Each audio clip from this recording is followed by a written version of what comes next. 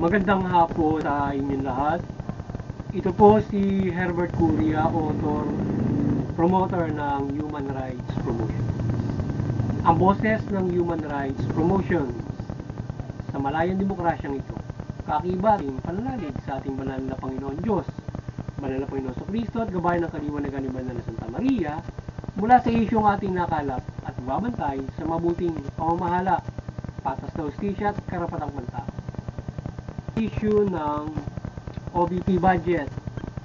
We voice to Congress and Senate to give OBP 2.0 billion budget proposal. Yan. Budget proposal na 2.03 billion ay hindi inaprobahan ng Kongreso. Bagkos ibinaba nila ito to around 733 million more or less, at inilagay sa DOH budget ang binawas nito.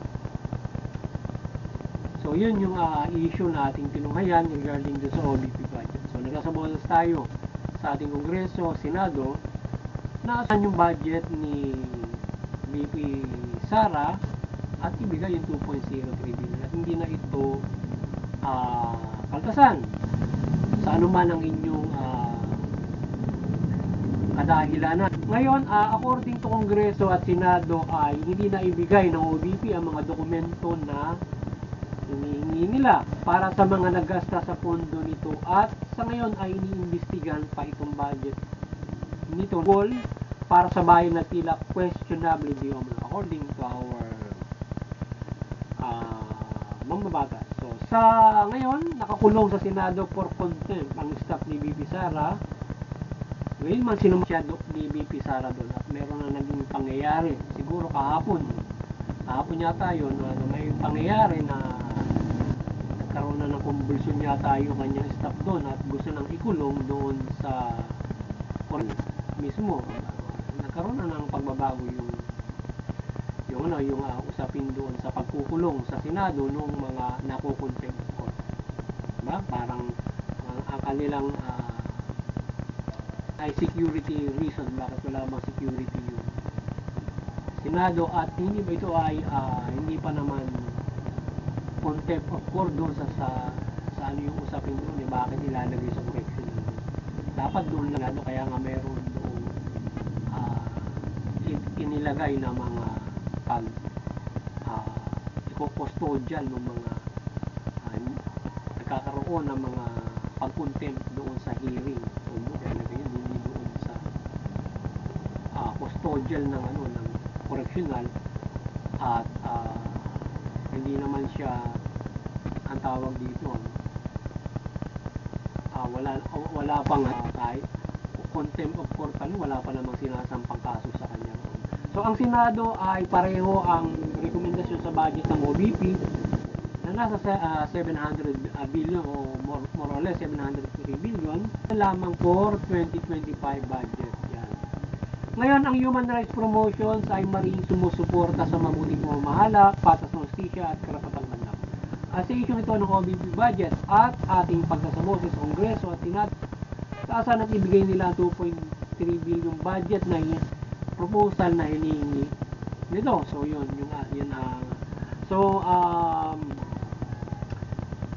may detalyadong paggugulan ng mga pondong na inihain nila. So yun.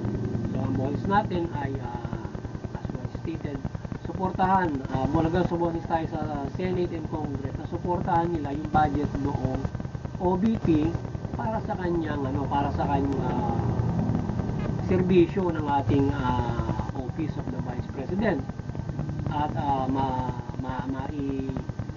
magawa niya yung kanyang mga programa para sa bansa from this budget. Hindi naman kasi siya makagagalaw doon without this kind of budget. Hindi naman siya tutunganga roon para hintayin na mapalitan yung presidente, di ba? So kinakailangan ay pag-function niya or with the budget, hindi basta mag-uutos siya doon sa mga ahensya or opisina para gumalaw, di ba?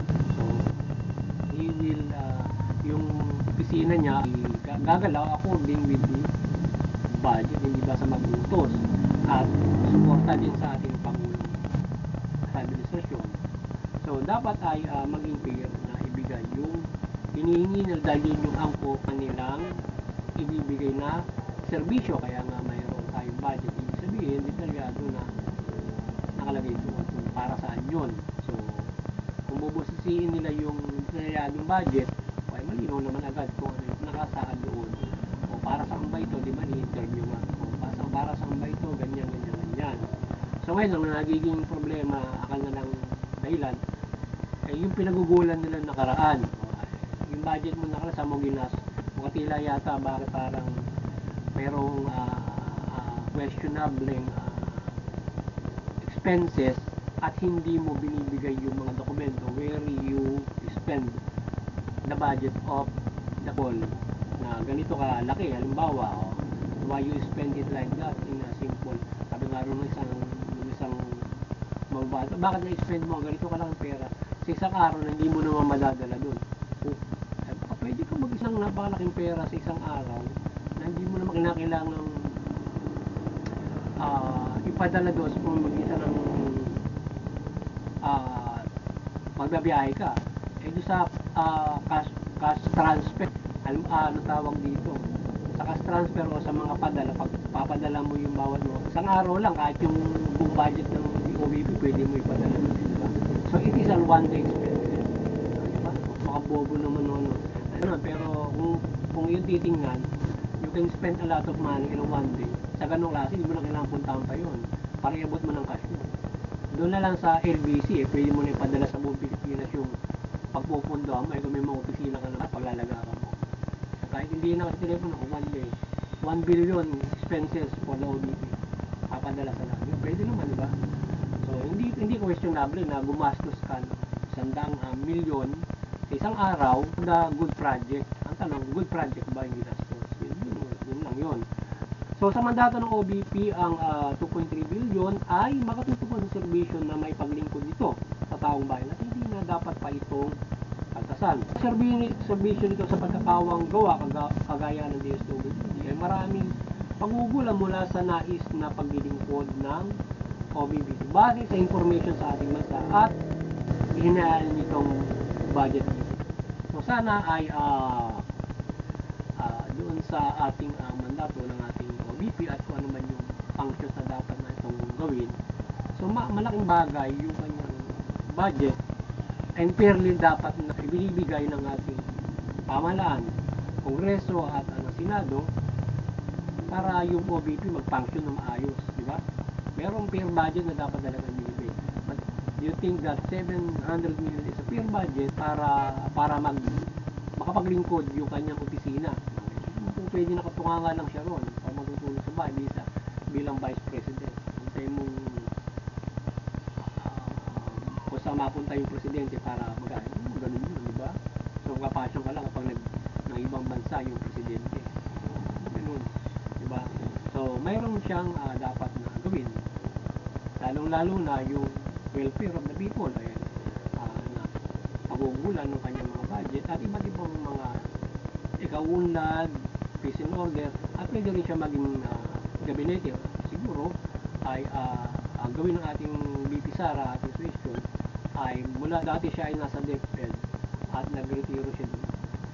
I-assign ulit siya sa ibang opisina bilang gabinete ng ating administrasyon. At lalo siya makipagtulungan sa ating administrasyon ang function ito na maayos.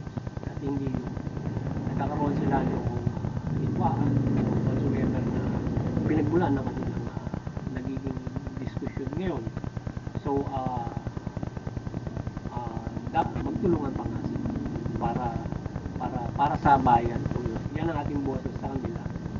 Ay hindi dapat magkaroon sila ng diskusyon, kundi yung bala na isa election lang na ibig sabihin ay sa balota, hindi doon sa kapag naglilingkod na dapat buklod na yung ating nasa pamalaan to serve good. Ano man yung layunin na gusto ng ipagli, meron naman tayong demokrasya para dapat ay magbuklod para makapaglingkod ng lubos. So, at hindi nagkakaroon ng hidwaan. Kasi kung gano'n, na na block yung services ng government kung nagkakaroon ng banatan doon sa kanilang political career o kanilang pagsiservisyo at lalong-lalo ay budget. So sana walang ganun. Yan ang nagiging problema nga daw dyan sa Kongreso pagdating ng mga budgeting ng mga opisina. So may politika, lalong-lalo sa linya. So make it fair in the budget ng bawat mga opisina.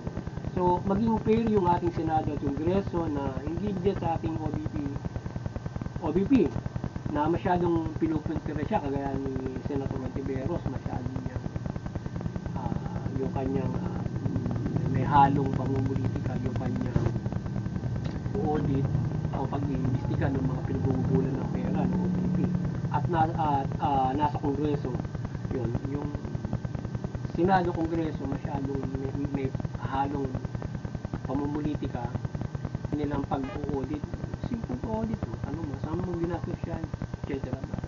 Kung ano mga kakaiba mga animoy nagagalit na ano. So ang bawat sentimo na budget ay mahalaga syempre, and it is accounted for at makasiguro na ito ay napunta nga doon sa wastong paglilingkod sa taong bayan. Ngayon man dapat patas na i-audit at alamin yung mga pinagamitan. So simple lang alamin yun, di ba? Yung mga so i-audit nila na maayos yun at yun, syempre naturally, syempre papakita ng ating yung account, yung pag-accounting yung kanilang binastron. Syempre mapasok na ito ang disbursement ng OBP, diba? So ating tinunghayan ng isang pagpapairal ng DSWD na itong mga street poll ay huwag palimutan bagkos bigyan ng kaukulang pagtulong. So merong yung ating tinunghayan natin, may isa tayong tinunghayan na programa ng DSWD na yun daw mga kabataan, yun daw mga nagpapalimos, huwag daw palimusan. Sinasabi niya na tulungan ito sa pamamagitan ng isang mahuhusay na pagtulong, paghango sa mga namamalimos at hindi sila palimusan, lalo na ngayong Pasko. So ngayon, ang nais natin na isang boses sa DSWD at OBP, Office of the Vice President, na magtulong sa pagtulong sa mga street people or homeless na sila ay magkabahay, mabigyan ng trabaho at mapag-aaral yung mga batang malimos o nasa lansangan. So kung ito ay tutulungan ng OBP sa maliit na budget, ay hindi nila ito matutulungan bilang parang isang ina ng mga ito or bilang trabaho ito as a nagpo-provide ng welfare of the people. Aside from DSWD na sila ay gumagawa para sa welfare of the people, ganun din yung DSWD, ang OBP para makatulong siya doon sa mga iba't ibang serbisyo ng ating pamalampakan. Tulungan yung OBP tsaka sa DSWD for their budget given to them. At hindi yung ang ginawa din na doon sa para sa isang kanilang proyekto. Di ba dapat ibigay yung proyekto para doon sa proyekto ng DSWD. Yung sa OBP para sa OBP. May kanya-kanya silang programa at magtulungan sila sa ilang programa para sa welfare sa kanilang mga mandato. So kagaya noon, yung namamalimos na yun, o halimbawa, anong gagawin nila? Magtulong sila na magkabahay yun. Magtulong sila, magkatrabaho, at yung mga bata ay makapag-aral. Ngayon, di ba dati, si sa DepEd. So ngayon ay mayroong programa siya doon, binibigyan niya ng allowance o para makapag-aral. So dapat, siguro magtulong yung DSWD at OBP. Ang problema kasi natin yun, yung mga bata, elementary, hanggang college, hindi sila makapag-aral kasi mahirap. Walang pangkain. So magtatrabaho na lang sila para kumain sila kahit bata pa sila. Diba? Tutulong sila sa magulang. So ngayon, hindi sila makapag-aral. So ngayon ay kahit libre yung hindi ka makapag-aral kasi wala ka namang pangkain. Hindi pa masaya sa doon, wala. So ngayon siguro, ang ating proposal sa government and intergovernment and that offices of OBP and DSWD, kung sinong bata na makapag-aaral na sumibot ay mabibigyan ng allowance ng ating estado para sila ay makapag-aral. So yung or else the double effort of our state para mabigyan ng trabaho. Kung hindi kaya bigyan ng trabaho at nandun lang sa pantawid ka pamilya at iba't ibang mga ayuda, so siguro bigyan ng programa hanggat hindi nabibigyan ng full job employment ng bawat Pilipino, standard pa, ay ganoon. Bawat batang isisibol na mag-aaral, so under the state, pag-aaralin sila. Parang pinasok mo siya sa ating, halimbawa, PMA, PNPA, from doon mag-aaral siya, buong kolehiyo. Libre lahat. So ngayon, ang programa, yung mga bata, halimbawa elementary to aside from iba yung sa colleges sa Department of Education budget, meron na kasi ngayon ganun doon na pwede ka na para may nangangasera ka na sa isang kolehiyo kagaya ng sa UP at saka sa PUP. Sa ngayon, kung pwede makapag-aral na doon ka natitira, lahat ka na ron. So ganun ang gagawin, halimbawa isang bata, pag-aaralin ng estado mula hanggang para makapag-aral sila. So halimbawa isang bata may budget 3,000 pesos from elementary, kung sino yung mga indigent talaga na dapat budgetan for every sa yung pantawid ka pamilya, meron silang binabudget pero hindi sapat yun para mapag-aral yung mga anak ng mga walang hindi makapunta ng eskwela nga sa sila ay wala nga makain, di ba? Tapos yung mababa nga sweldo hindi pa makaabot sa minimum wage. So siguro yung estado ay magawa ng programa at ito ay ilagay sa pangalaga ng opisina ng OBP or sa ating DSWD or DepEd kapag halimbawa yun yung programa na para mapag-aral yung mga bata, para matulungan. So budgetan siya 53,000 every children. So kapag qualified ka, may 3,000 mo for every children, makapag-aaral ka. Yung DSWD magkano lang yung binibigay nila, no? Para yung mga bata ay matulungan, hanggang 3 yata yun para makapag-aral. So siguro, dagdagan pa with the help of the OBP of the state para ang bawat bata ay bibigyan ng pagkakataon na makapag-aral sa pamamagitan ng tulong doon sa pamilya, sa mga magulang. So ibig sabihin ay mga ngalaga yung mga magulang para sila nangasira. Mapag-aaral nila yung mga midday, di ba? Maliit yung yung binibigay ng DSWD ron yung parang sila ay binibigyan ng per children 500 pesos yata para makapag-aral or libre sa edukasyon.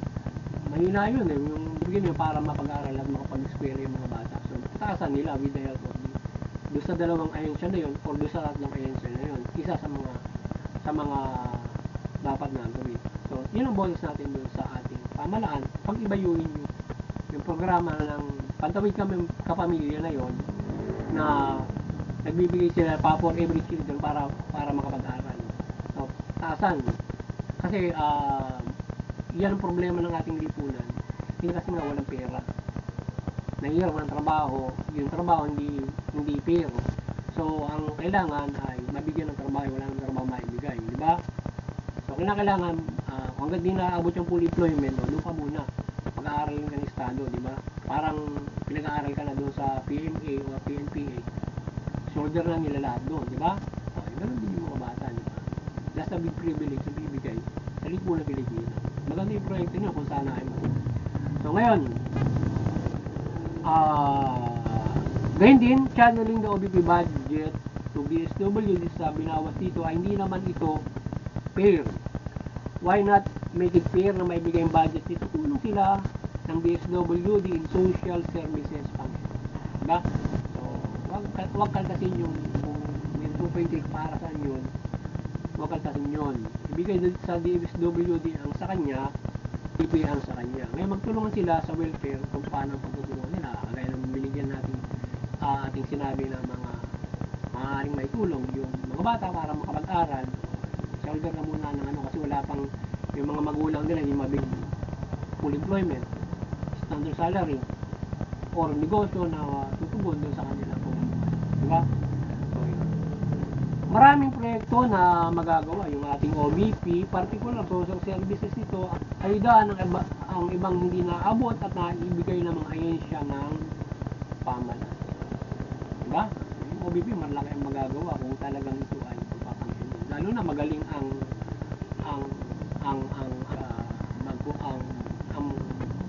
OBP at pagpoprograma ng mga with the staff nito.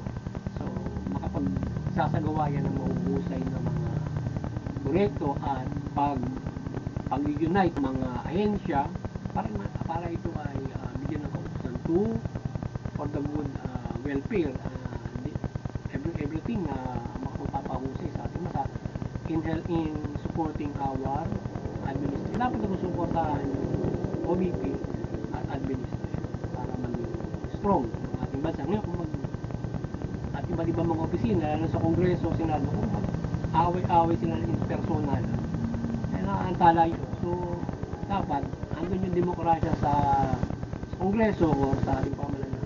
Ano ba yung dapat na magpapairal in the majority